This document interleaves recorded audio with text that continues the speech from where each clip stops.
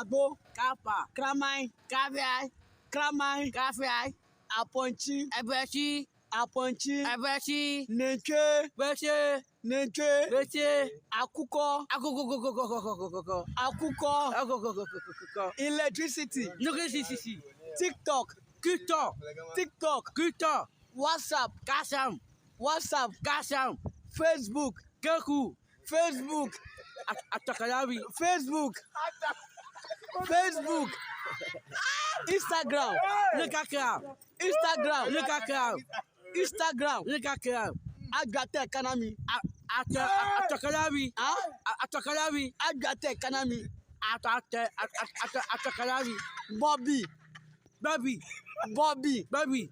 Potoku.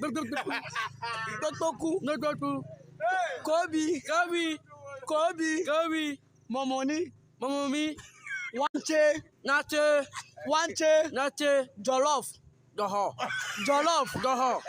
Jollof.